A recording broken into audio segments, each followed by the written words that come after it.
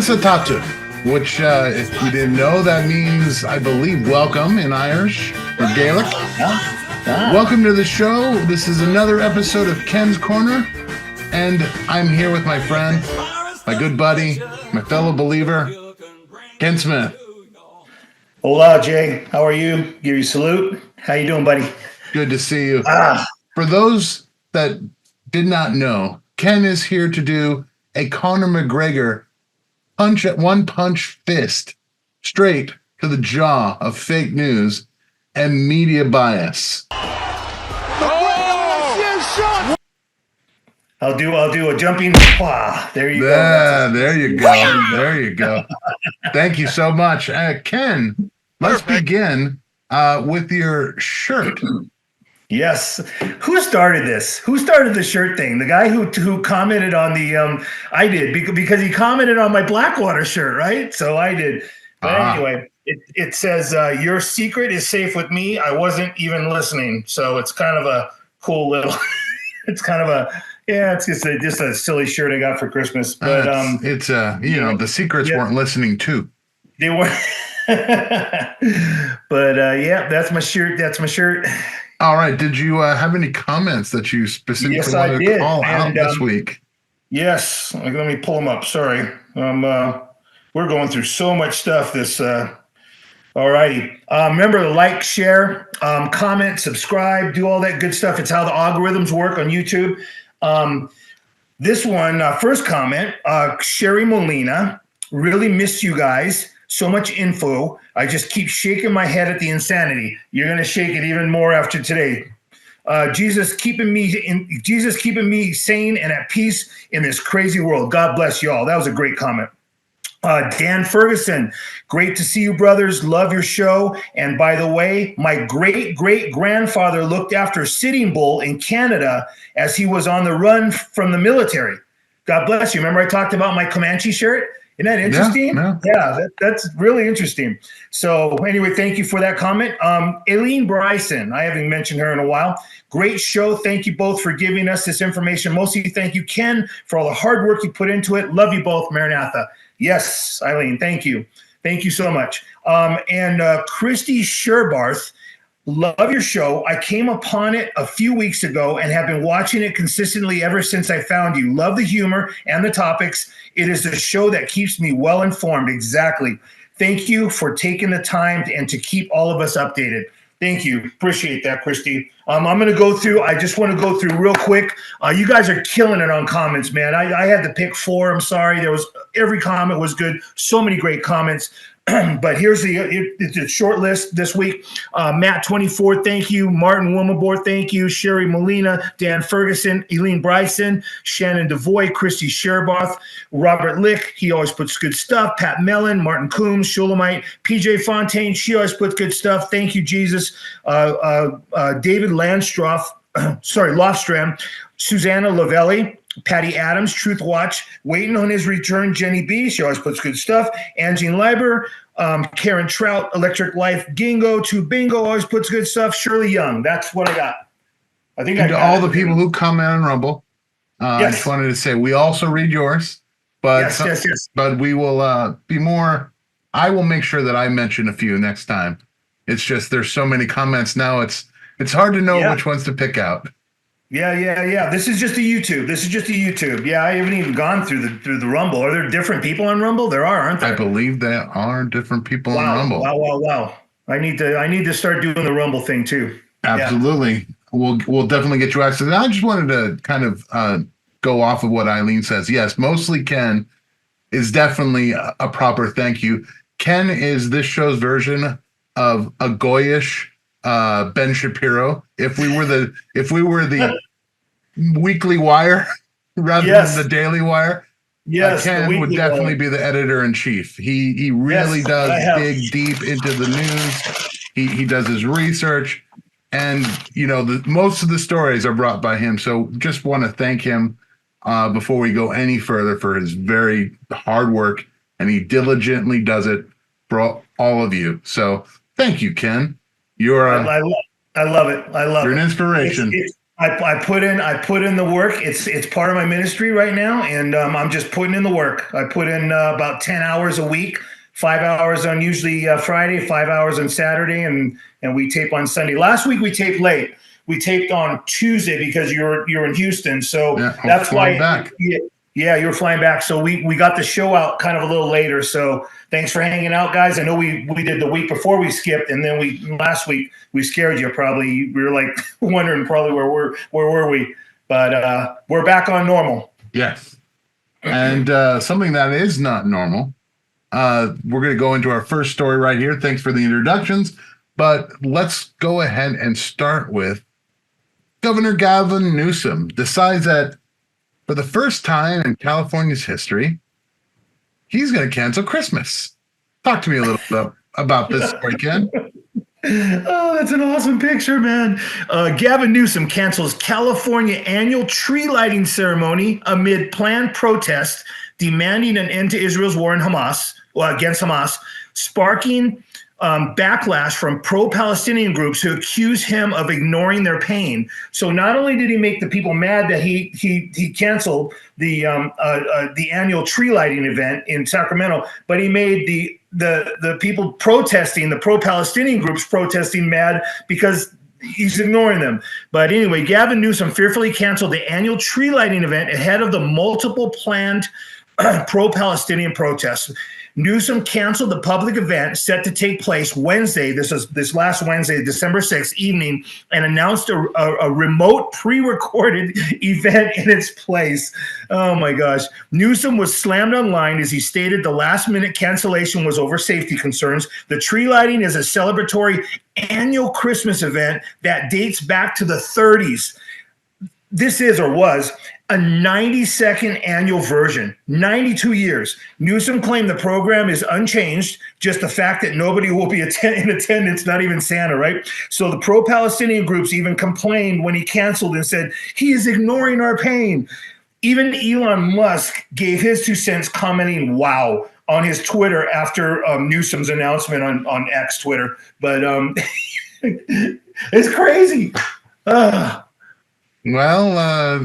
sure to elect him president. He'll be doing all sorts he's going to be our next president. Oh yeah, he's going to be our next president. You already know that. He met with Xi, and I'm predicting that on this show. What's today? Today is the 10th of December. 2023. I almost said 1923. 2023. I'm predicting Gavin Newsom president. He's going to run. He's going. Please, Lord, have mercy on us. Please, Lord. Please, Lord. Oh, man. Another great story that has come up this week. We're going to take a look at Christopher Wray admit something that almost everybody already knew. But, it only took 3 years and a fake election to actually get to it. Yeah. Here's the truth. Let's go ahead and go to that. Why didn't the FBI just say, hey, the laptop's real? Why didn't you just tell everybody the laptop's real? We're not vouching for what's on it, but it's real. This isn't a fiction. Well, as you might imagine, the FBI cannot, especially in a time like that, be talking about an ongoing investigation. Second, I would tell you that at least my understanding is that both the FBI folks involved in the conversations and the Twitter folks involved in the conversations both say that the FBI did not direct Twitter to suppress. But others were in government. Well, I can't speak to others in government. Now, that's part of the point that I was trying to make, because the Fifth Circuit's opinion. But you're the FBI. You're not part of the White House and part of Homeland Security. You're not supposed to be political. You see all this controversy going on. Why didn't the FBI say, time out, folks, we're not getting in the middle of this, but the laptop's real?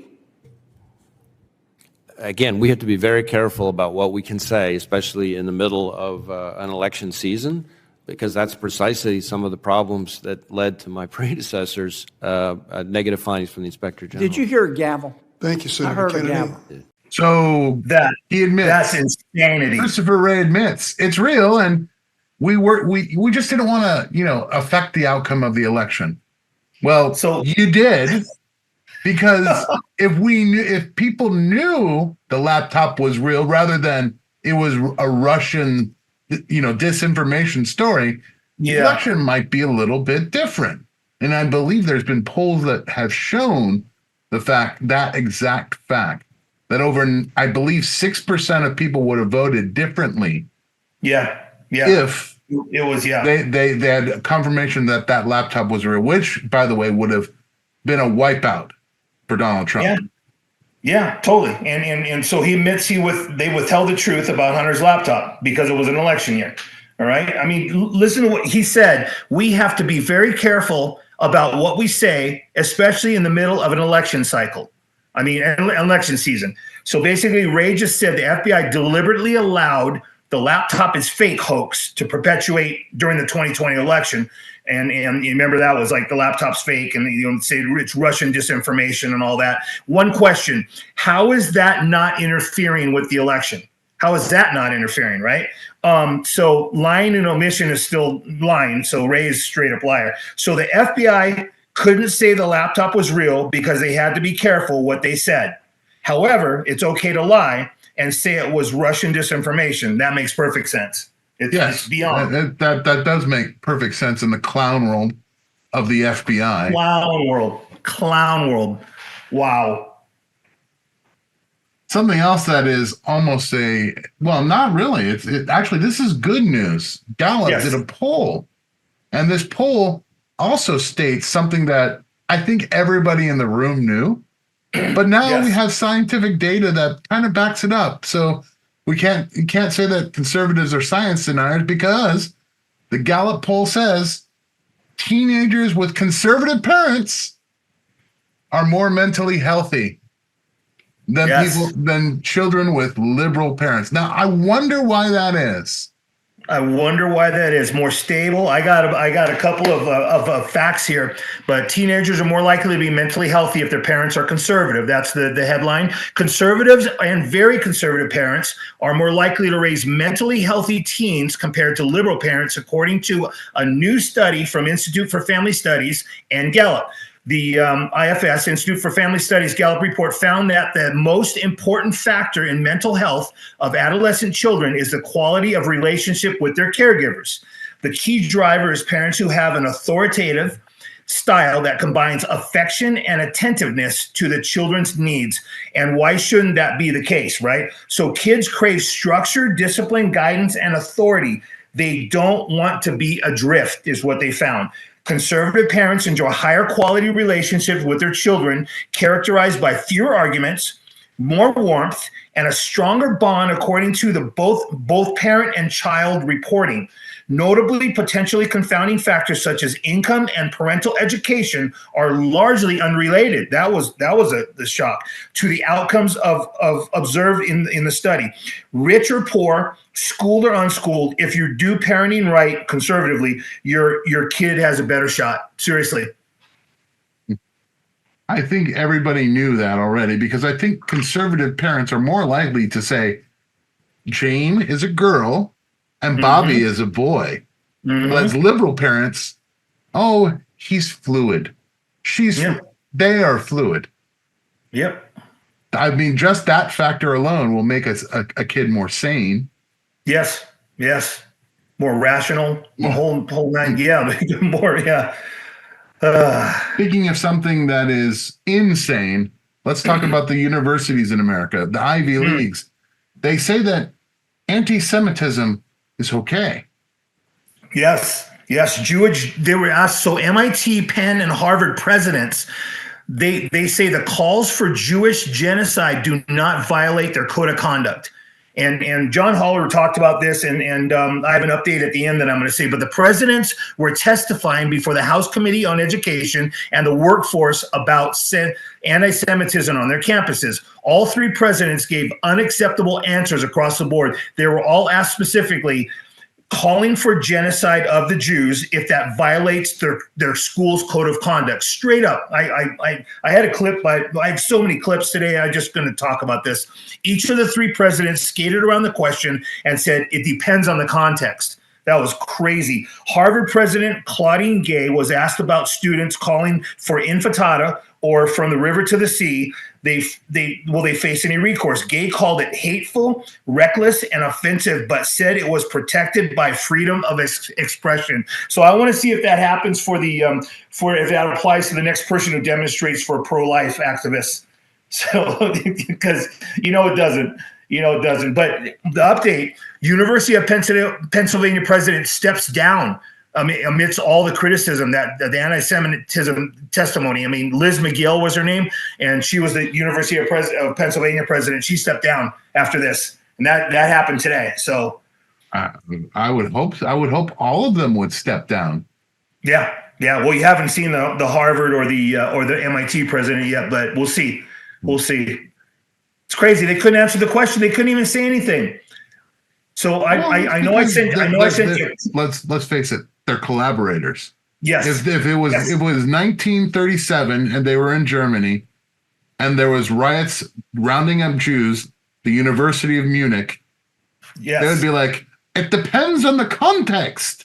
Yes, it depends on the context. Or they would be burning the books, saying no to this, no to this. Oh, no, we don't need to read this anymore. Yeah. I mean, let's face it. I think people already want to burn certain books that don't that don't necessarily fit into their ideologies. Yep. I mean, the Bible has been burnt at the riots in 2020 many times, and I'm sure all sorts of other literature has been burnt because, I mean, they don't like Mark Twain because he talks about the the South pre-Civil War. Book burning idiots are most of these presidents. They're I'm not going to go beyond that. They're coming back. I don't know. They're internet burning idiots now. Speaking of the education of most Americans, let's talk about one of the oldest Palestinian demonstrators we have ever seen. We have a video. Talking about being too old to be a lefty losing it, let's go to this learned pro-Palestinian protester. Funny, you don't look Palestinian. From the nation to the sea, Palestine will be free. From the nation to the sea. No, from the mountains to the sea. From the mountains to the sea. That's what we want. From the mountains to the sea? Yeah. Which mountains? You don't know, eh?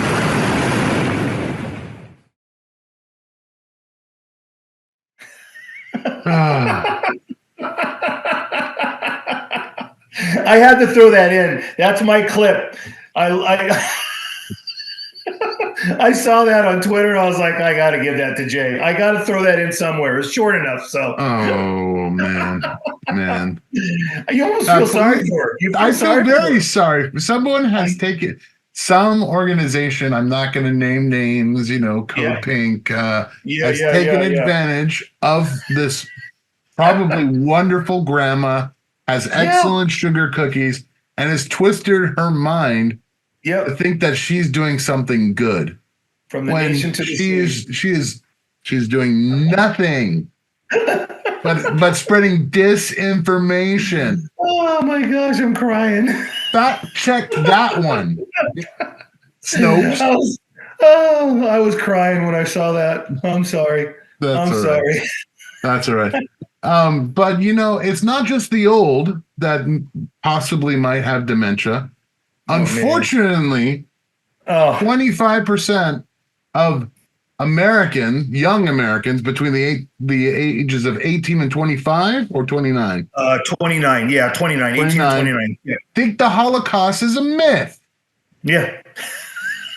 And John Haller reported on this too. He mentioned this because it's going to be the Jews when they get persecuted. It's going to be part of the mindset of people. And you can see it starting right now.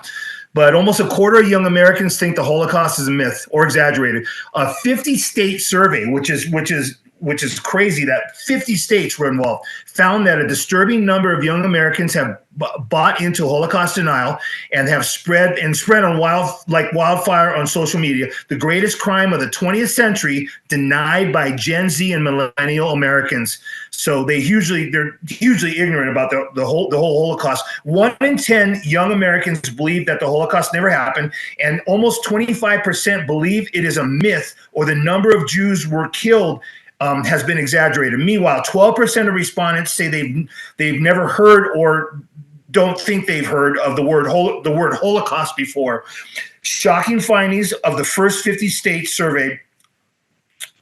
Holocaust knowledge among Americans between the ages of 18 and 29. The findings reveal the young Americans not only lack the understanding of what happened in Germany during World War II, but have bought into the lies that have spread like wildfire on social media in recent years. And I've seen all kinds of crazy posts. 11% of the respondents believe Jews were responsible for the Holocaust. That was even another. I couldn't believe it. 80 years ago. I could. 80 years ago, the Holocaust happened, and they already think it's a myth. Yep. But there's a precedence. If you tell them about the Babylonian captivity, if you talk to them about the Jewish diaspora, about them being kicked out of their homelands, oh, that's a myth.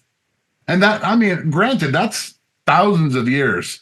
But think how quickly that is. 80 years. It's 80 years now. So almost 2/3 of them, 63%, were unaware that 6 million Jews were killed in the Holocaust. 48% couldn't name any of the 40,000 concentration camps or ghettos. Almost 50% couldn't name like Dachau or any, and just 6% were familiar with the infamous Dachau. So the results are shocking and saddening too. So, yeah. It is saddening, but this is also get ready for this. Put your boots on if you live in Britain, because young people there want to ban the Bible. Yep. And young Brits open to banning the Bible unless offensive parts can be edited out. All right, that's what they said. Close to a quarter of young British people sadly said recently they would be open to banning the Bible if they believed its pages contained hate speech. The poll comes from Whitestone Insights. They surveyed 2,088 young adults in the United Kingdom, and almost 25% of respondents between the ages of 18 and 34 said to ban the Bible if it contained perceived hate speech. So we can see the way the UK has gone. You can ask Jacob about the UK. And, it's just like the woman that was arrested, right, for praying silently in front of And so we can see where this is going. We can see where this is going. So, yeah.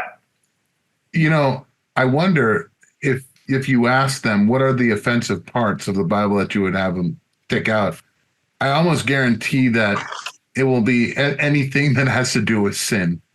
Yeah. Yes, that's it. Or all of it. Yep. On the latter side, humans have deemed it time to get serious about robotics, and so they've built a fleet of Ed 209s. For those that don't, yes, the first humanoid robot factory is about to open, and it's a factory planning to pump out 10,000 two-legged robots a year. And it's going to be opening in Salem, Oregon. They say it's better help to Amazon and giant companies like that for dangerous hauling, lifting, or moving. So Agility Robotics is the name of the company. Says its RoboFab manufacturing facility will be the first to mass produce humanoid robots.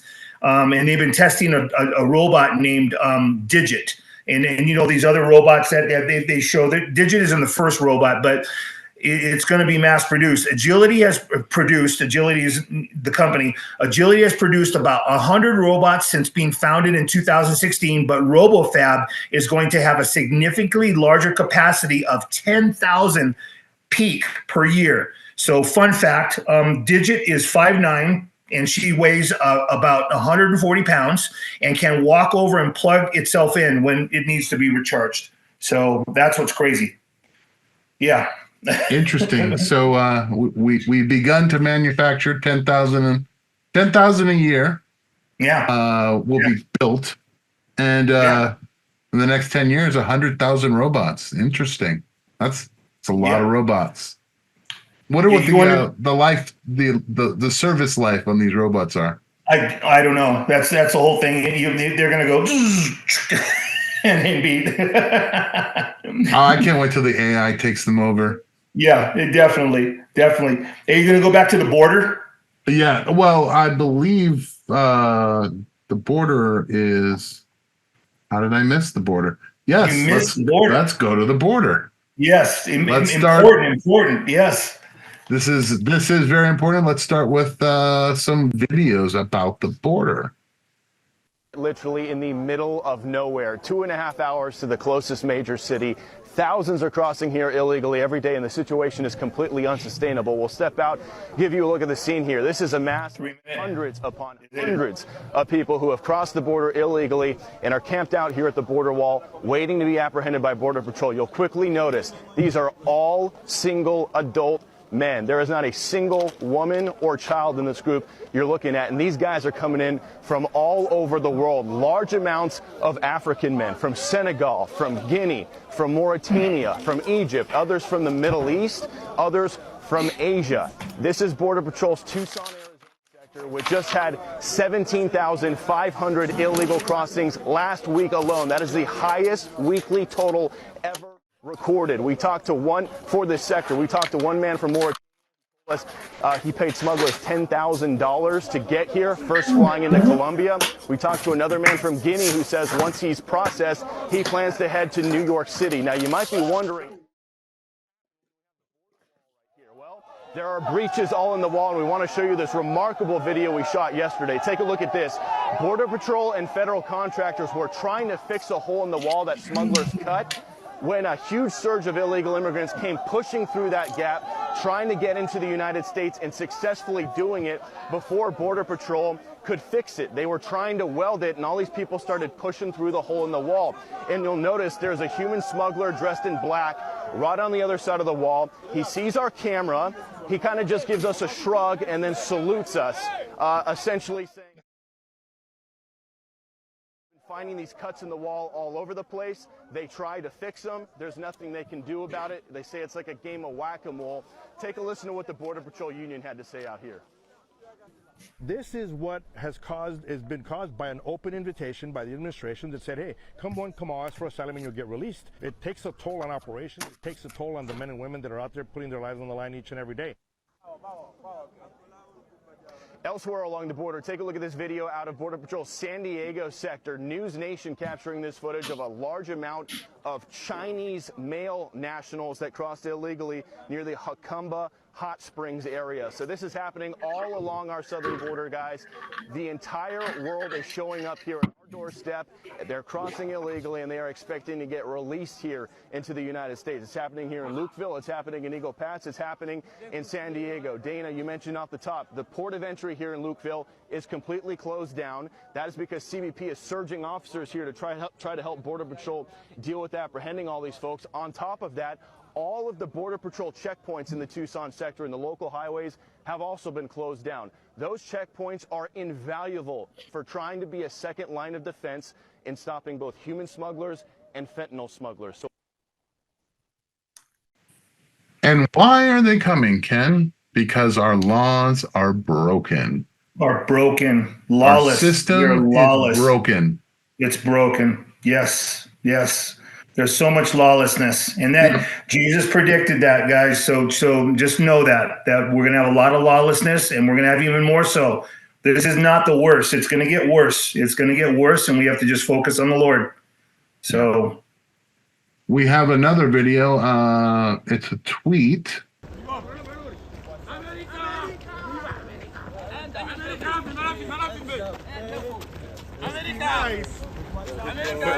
Where are you guys from? Africa, where? What country? Togo. Guinea.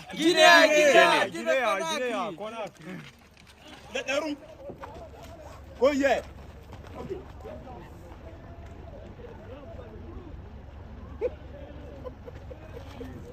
it's actually Bill Milligan. He's got he's a good guy to follow on Twitter. He went down to the border, and he had that video, and then this next video is his 2 videos. So they were respectively from Togo and I believe Ghana is what the other one said. Yeah, I think so. Yeah. Who's paying for that? Well, you'll see the video that I sent. I sent that video too. Oh, okay. So we have a video of who's going to pay for it. Okay. Yep. I'm ready. Wait, this is the video of the they're on the road. Oh, so they're in Arizona. Yep, they're walking. They're walking up. Yeah. So they're coming to your house. They're coming to my house. Coming up north. I don't think they'll come up north. It's too cold up here. From Arizona, they can go, basically California. Yeah. Well, the next video that I show you, that they got flights out. They'll be flying out of Phoenix to everywhere. How do you fly without a passport? Exactly. So I have a stat that I'm gonna share with you, and you'll be fascinated by it. Look at how many people. Wow. That's a lot of people, and you would imagine it would be very difficult to keep your identification with that many people around you. Yeah. No, it's yeah. Here we go. And here's a disturbing we part. see all these people coming across, mostly military-age men coming from China, from Africa, from all over the world. Most of them not even being vetted when they come in here. But here's what's really going to bother you. When these folks come across and they're processed, they're being given a cell phone, a plane ticket to wherever they want to go in this country, so probably to a community near you, and a $5,000 Visa card. So while this Christmas season, you're struggling to keep your lights on, while you're struggling to pay your rent, put Christmas presents under the tree for your kids, we have our government giving people that came into this country illegally $5,000 gift cards. That's the truth, folks. God bless. That's criminal. That's criminal. That's it's criminal. Insanity. It's insanity. That's robbing So, the American people and giving it to other people for what? Coming illegally and breaking the law? It's rewarding crime. Yeah, I think the last, I have a listing of, let me go to my last page. There's a report that we have spent over $450 billion on housing and care for illegals this past year. So I think that's large, but I don't see how that can't be with them 18,000 a day. I mean, it's crazy. It's nuts. But a border breach and massive incursion, at Lukeville, single military-aged men from North Africa cheering as they run off. But that was this past Thursday, right? The 12/7. So that was on 7. A lot more coming. They said.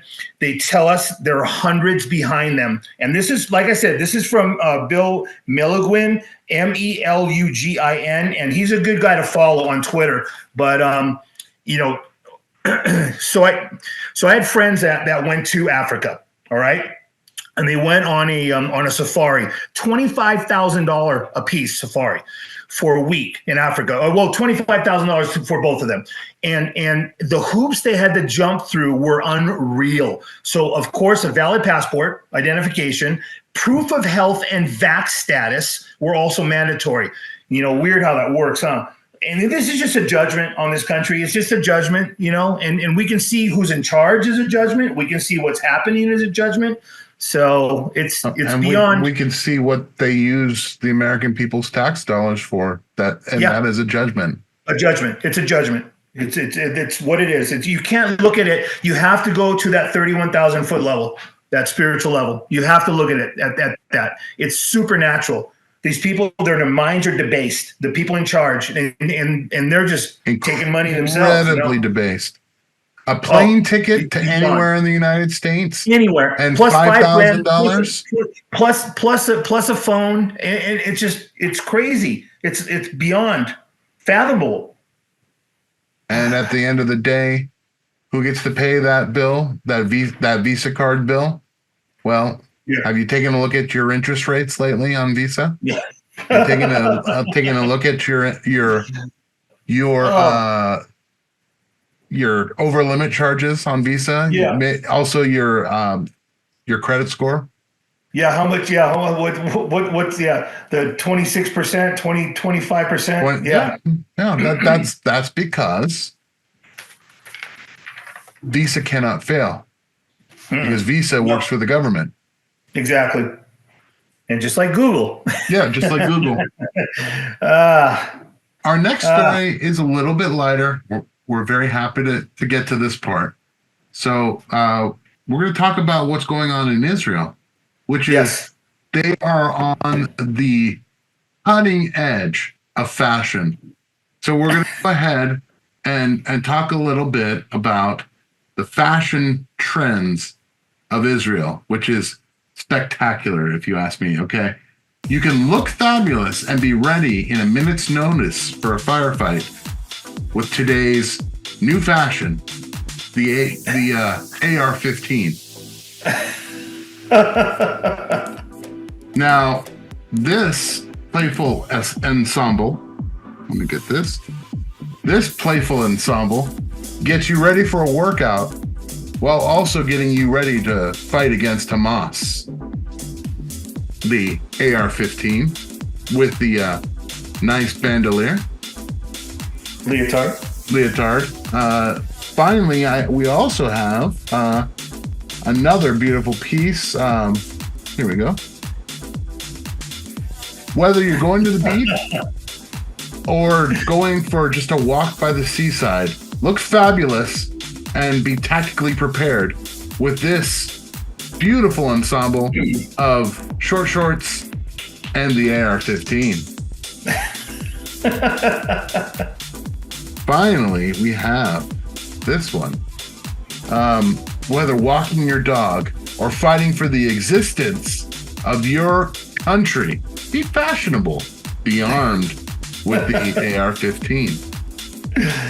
Oh, man. There we go. They're armed to the teeth, man. With their rifles, and it's for date nights and days out, as they're taking no chances, man. But since October 7th, the attack, 150,000 gun applications. 150,000 since the year before. There was a maximum of 42 applications per month. All right, so what's that times 12? And this is just since.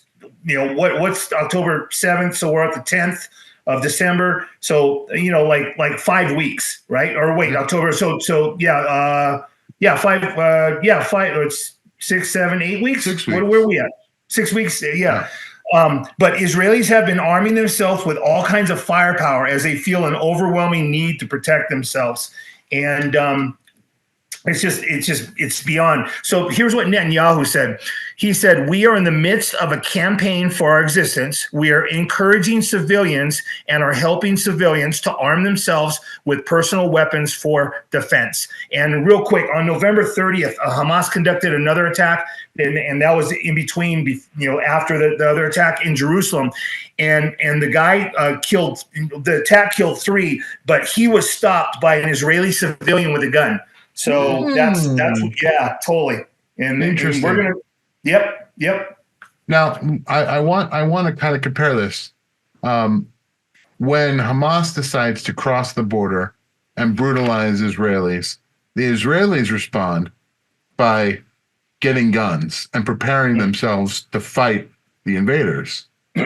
When America has people crossing their border for who knows what, the response is give them a cell phone and give them $5,000. Yeah. And a plane ticket. Which one do you think is going to have a future? I don't know. And as if right on cue. Yes. Let's talk about the recruiting crisis that is going on in Canada, first of all. Man. I have a picture. And this is the picture. I got to talk over this picture, man, because this is. Nice. Oh man! So the Canadian military bases Oops, sorry. mandate menstruation kits in men's bathrooms. So in a move to align with the Liberal government commitment to inclusivity, Canadian military bases are required to provide menstrual products, including tampons and pads, in men's washrooms by December 15th this year. It extends to all federally regulated workplaces as well. So like the U.S., the Canadian Armed Forces, CAF, is facing a recruitment crisis as it struggles to find willing Canadians to fill the military's thinning ranks. Just to make sure I understand, so I said, the government of Canada believes that an effective, highly trained, and prepared fighting force begins with the denial of biological reality, right? So we're running out of ammo, but we have plenty of maxi pads. So, and everybody's asking, why is everybody quitting the CAF? You know, it's beyond. Could it be because who would want to fight for an army that tells you that there's no difference between men and women? Yeah, no reality. You got none of this in with Russian, or none of this with any of the Eastern countries. None of this. None of it. It's all Western countries. It's all the Western Bloc countries. Yeah. It's the Five Eyes. Yep. The Five Eyes are definitely the countries that are pushing this agenda. Talking about the U.S. recruitment now. Yeah. The numbers are dismal. But let's talk about a little bit about why they're dismal. And you and I talked about it in the pre-show. Yeah. You know, the U.S. is recruiting not to fight enemies here at home, domestic enemies, which we do have them, or even in this hemisphere. Let's talk about this hemisphere. Yeah. Stay in the hemisphere. We have war on our borders toward the south. We do. They're more likely to be sent to places like Ukraine to die, places like Israel to die, around the world, but never for home defense. Nope. And what is that doing to the numbers? It's they're down. Talk about recruiting. We have a crazy recruiting crisis here. I guess it's hardly a mystery though. I've talked about it, but the question is, why join the military to defend everyone else except Americans? Right. So the proxy war in Europe, the conflict in the Middle East, the threatening catastrophic war in Asia, and then now the newest conflict in South America. And this is part of wars and rumors of wars, that it's just, we'll see where it goes, But as the military budget continues to jump skyward, the bipartisan Congressional War Party risks running out of the most important resource, manpower. The public confidence in our armed forces appears to be waning. Newsweek article states, and the Daily Mail poll stated on whether Americans would volunteer to fight and die if America was invaded. Only 51% of 18 to 29-year-olds said they would do so. All right. How crazy is that different from the greatest generation? So someone said on Twitter, it is one thing to risk your life and health for America, but to die in a foolish war and to have your sacrifice shamefully wasted, I think patriots should preserve their lives for something better. So it's just the mindset's changed totally. 49% of young people would sit out if this country was invaded. Yeah. Well, it really it said invaded. Yeah. Not if this country was attacked or like invaded. Invaded. Yes. That's what's crazy. Well, I mean, the proof is in the pudding. The country is being invaded in a way. Yes. And the youth will do nothing about it. They won't even speak out against it. No. They want to welcome the new recruits of the new army that's to come. The army that has people from Senegal, from South America, from China, from who knows where. No vetting. I talked about that last week. Remember the Rome? They don't know history. They don't know history. I talked about it last week. Yeah. Almost. We mentioned it just now. There's a new front on War Inc. War Inc. has decided to start with another dictator I'm just going to Yeah. go ahead and call him to the mat right now. Hitler in the South decided to invade Guyana. Now, just to kind of paint the picture for everyone, Guyana is largely indigenous tribal people. Yeah. And that, like you said, Ken, which was amazing to me, you found out they have no military whatsoever. Yeah. None. Yep. And yet, I don't hear a single person screaming from the river to the sea, let Guyana be free. I don't hear anyone chanting that while Nope. Guyanese die. Nope. And Venezuela is eyeing 60% of Guyana over oil discoveries. So Guyana's about to lose 60% of its territory, and there's nothing we can do about it, writes nationally renowned attorney and legal analyst Mark Randazza. He had a great article I was reading. So in a series of posts on X, he predicts the United States will soon sit back and watch Venezuela invade and conquering neighboring Guyana. Venezuela has strong ties to China, Russia, and Iran, and the U.S. is rolling back sanctions imposed by Trump. So the Venezuelan government argues that it owns 60% of Guyana, a country that has no military to speak of.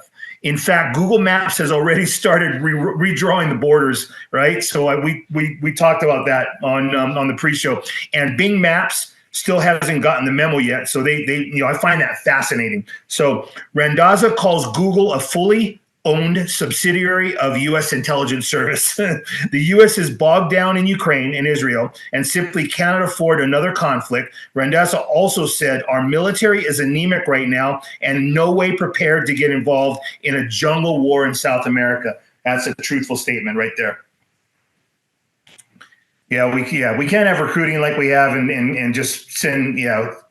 By the way, we are the reason our gas prices are artificially lower than they usually are is because Biden opened up oil trade with Venezuela. Yes. Yeah. So we have an economic interest for them to find more oil and take over Guyana. Yeah. So as you watch Venezuela take over a sovereign country, sovereign nation. Yes. Yeah. Remember, yes, it is the Venezuelan government. It is technically the leader of that country, but also it could not be done without the nod that the U.S. won't do anything about it. Yeah. Of course. Yeah. Of course. Yep. So this is a genocide. Yeah. A genocide of at least a country. We don't know if there's any actual casualties as the Venezuelan military go across the border. Yeah. But I imagine there has to be.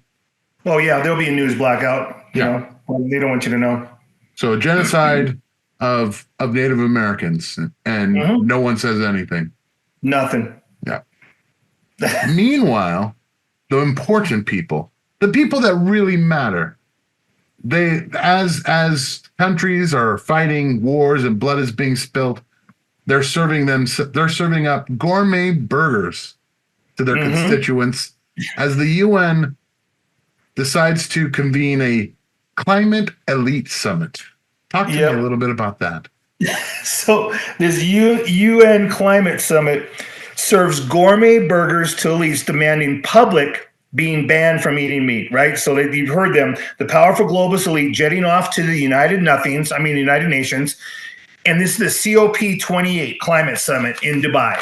And so they were served gourmet smoked Wagyu burgers and luxury barbecue while demanding the general public is banned from eating meat to fight global warming. And the 2-week conference was it's just, according to the summit's online portal, I read this to you and you were just shaking your head. So according to the online summit's portal, we will be offering juicy beef, slabs of succulent meat, smoked Wagyu burgers, Philly cheesesteaks, melt in your mouth barbecue, in addition to African street barbecue, first casual Mexican fare, and an Asian option that has a touch of French flair. The UN prepared the first of its kind report that demands that governments around the world lower public meat consumption, and they're serving this. So Joe Biden's climate czar John Kerry attended the conference, and Kerry insists that ending meat consumption is necessary for meeting the WEF, the World Economic Forum's net zero goals. These unelected globalists insist that eating meat has a high impact on our planet. The UN has repeatedly called for people to transition to plant and insect-based diets. I can't imagine this hypocrisy. The hypocrisy knows no bounds. No, it doesn't. As they're chomping on some burgers. Yep. Wagyu burgers. Yeah. By the way, yeah. You want to talk about environmentally unsound? Talk about a cow that's massaged and fed a mixture of beer and grains all day. Yeah. To make him that tender. Yep. You just shake your head. It's unbelievable. Like you said, the hypocrisy. It's so thick. It's like they're so oblivious to the reality in which most people live. That it's like, why do we continue letting people like John Kerry, who's never worked a day in his life, stay in government? Even his service is questioned. You know, he's No, I mean, no, I'm not. Yeah, I'm not going to even talk about that one. We were like Mongols. Yes, we were. Hey, you want to go into the top 10, or do you want to skip the next two because we got time wise? We're way over time wise. Let's go to the top 10. Yeah, let's go top 10. These are top 10 headlines that the media didn't tell you this week. Number 10, Hunter Biden has been indicted in California on 9 charges. Number 9, federal government dismisses case to remove Trump from Arizona 2024 presidential ballot. That's cool. Number 8, Facebook and Instagram enable child sex abuse and trafficking. Companies boycotting X have ads on both. So number 7, Speaker Mike Johnson tells the Biden administration no new funding for Ukraine without an audit. Number 6, French farmers spray manure on government buildings in protest of taxes and regulations meant to put them out of business. I had video of that too, but I just wanted to mention that. Number 5, Senator Rand Paul says he will debate the merit of sending our troops overseas. That's awesome. Number 4, University of Pennsylvania president told to resign by the board of Penn for refusing to condemn genocide of the Jews, and she did resign. Number 3, according to an Arizona sheriff, illegal immigrants are being handed $5,000 Visa gift cards, cell phones, and plane tickets. I already reported that. Number 2, Elon Musk to bring Alex Jones back to X after Tucker Carlson interview exposed what the establishment media and CIA have done to him. It was a great interview. I hope you guys watched that on X, Twitter. And number 1, Biden administration's defense secretary threatens to send U.S. families to fight in Ukraine if we do not send more aid. So that's my top 10, and I'm sticking to it. Can we start with Lloyd Austin? Yeah, you want to do that? Show that. Let's give him a bayonet and say, "Hey, charge the Russian line, please." Yeah. Anyway, it was even Elon put in the comments. It was whoever posted it, and it said Lloyd Austin is basically threatening if we don't give any more money to Ukraine, blah blah blah. I'm gonna send your family over to fight. Your mom, your dad, your kids, your grandmothers, your grandfathers. Just joking. But then Elon commented and said, "Did he really say this?" And Tucker, it was Tucker Carlson that said it. And then Tucker posted, "Yes, he did." So he did really say that. That's crazy. Crazy. Yep. Send your family over. Okay. Our next one, you already went over Alex Jones returns to Twitter. Yep. Do you want to go over the Home Alone real quick? Yeah, let's do that. The economy right now. Here we go. Yeah, here's where the economy is for anybody who is doubting that we are in demise and we have inflation going on. So Alex Clark tweets, people watching Home Alone this Christmas season have been having the veil lifted from their eyes on how bad President Biden's economy really is. In the scene where Kevin goes to the grocery store, he buys milk, bread, toilet paper, laundry detergent, fabric softener, cling wrap, macaroni, and cheese, a turkey, TV dinner, orange juice, and a bag of plastic Army Men. The total in 1990, $19.83. Wow. Last year, those items cost $44.40. Today, only 1 year later, those same items cost $72.28 after tax. That's a 248% rise in the price. Wow. That's in 1 year. That's how it exponentially goes, man. Wow. That's crazy. That's nuts. But then again, I've been going to the grocery market more myself, and I'm looking at how much it cost me for just a few apples and oranges. Yeah. I'm stunned. Yeah. I think everybody's in shock. I know that my eggs have gone up Eggs are crazy. like tripled, and everything's just beyond.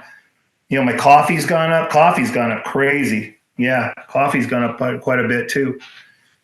So let's talk about it's Christmas time. It's time for families to come together. I have visions, especially if I were in Germany today, of hearing Stille Nacht being sung, Silent Night in German, and hearing the bells ring, the trees being lit, warm food. But today, in the progressive world of the left, we're hearing other things. Here we have a video of German pride.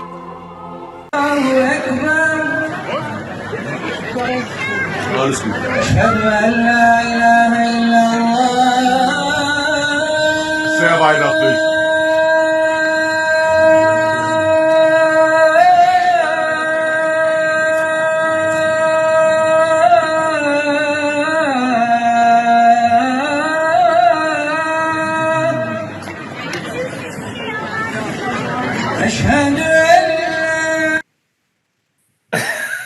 Oh man, I need bells to be a Islamic call to prayer. Oh, that hurt. That hurt. I listened to it once and it hurt. And the German women wanted this. The German men did nothing to stop it. This is Germany. This is what's going on in Germany. That's a Christmas market in Germany open with the wail of an Islamic cleric. That's just sad. It's just sad. If they want to go celebrate, do whatever you want. Just don't do it at a Christmas, event. How hard is that? It's beyond understandable. Obviously, it's not beyond understandable. No. Again, this is a multiculturalism. That's the problem with it. Yeah. They are appropriating Christmas to Islam because Islam is part of the population now. Yeah. There's no going back. Yeah. I wonder if they had anything in the UK or anything like that. Yeah, that's. I'm sure the UK with the way they go, absolutely. Yeah. Our final story is we want to congratulate Ireland because Ireland has recently come and they see the threat that Twitter faces, the threat that it has been in the past, and they've hired a man who's on the job to make sure your tweets are politically correct and not going to make anybody feel sad. So I have a picture of Jeffrey Godfrey, the man who will make Twitter safe in Ireland. Are you ready for this one? He's not joking, folks. He's not joking. There he is.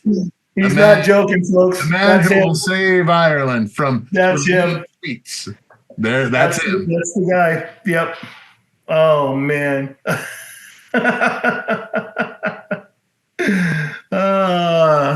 That's awesome. All right. That's enough of that, Joker. Yeah. But Ken, it's the Christmas season. It's the Advent season. We think about how Christ came to the world. He didn't come as one of these global executive evil people that go to the UN Climate Summit, he came as a lowly person that can identify with the struggle of the common man. He didn't come to call the people who were supposedly self-righteous, but he came for the people who were sick, that were weighed down with sin. And those people are still weighed down today. So I just want to remind you, during this period of time, you know, we all have people that we miss that don't. Christmas is not quite the same when we were young because people die, we lose people drift apart. But one thing that we always have is the incredible gift of Jesus Christ. That even in this season where the news is terrible, terrible, we have glad tidings because we have true peace on earth. The peace that Jesus Christ is reigning and supreme. And with that, Ken, I'll give you last word. So Christ is king and he's coming back. So stay in fellowship, folks, and just know that Christ is king and he's coming back.